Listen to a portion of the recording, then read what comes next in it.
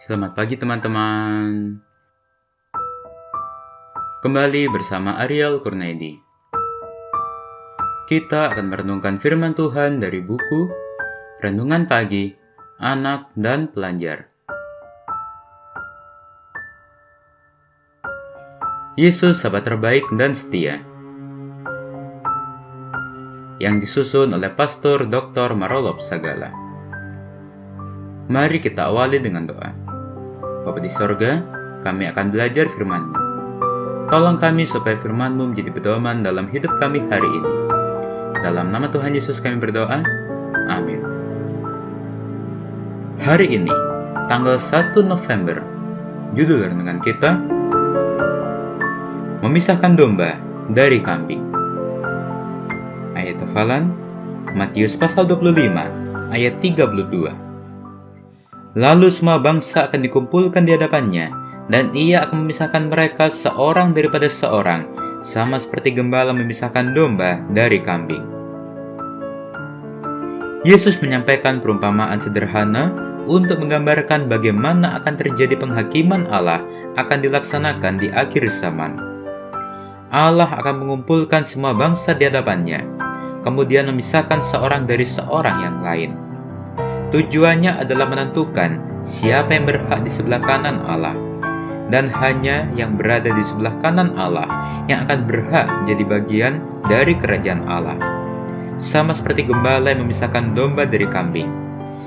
Kategori domba lah yang mengumpamakan orang-orang di sebelah kanan Allah. Peristiwa itu adalah peristiwa masa penghakiman yang dilakukan oleh Allah bagi umat manusia. Penghakiman itu dilaksanakan oleh Yesus sendiri. Apabila anak manusia datang dalam kemuliaannya dan semua malaikat bersama-sama dengan dia, maka ia akan bersemayam di atas tahta kemuliaannya. Sebagaimana yang tertulis di dalam Matius pasal 25 ayat 31. Kristus telah duduk di atas tahta semesta alam sebelum penjelmaannya. Sebagaimana yang tertulis di dalam Ellen G. White Desire of Ages halaman 22 dan 23. Pada saat kenaikannya, dia sekali lagi duduk di tahtanya sebagai imam dan raja. Sebagaimana yang tertulis di dalam Ellen G. White, Kisah Para Rasul, halaman 38 dan 39. Peristiwa inilah yang telah dinyatakan Yesus kepada pendengarnya, bahwa penghakiman penyelidikan akan dilaksanakan.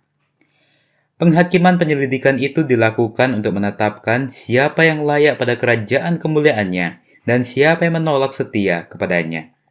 Sebagaimana yang tertulis di dalam SDA Bible Commentary halaman 512.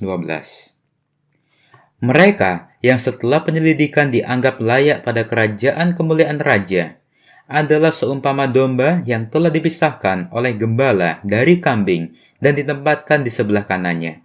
Dan raja itu akan berkata kepada mereka yang di sebelah kanannya, "Mari, hai kamu yang diberkati oleh Bapa-Ku, terimalah kerajaan yang telah disediakan bagimu sejak dunia dijadikan."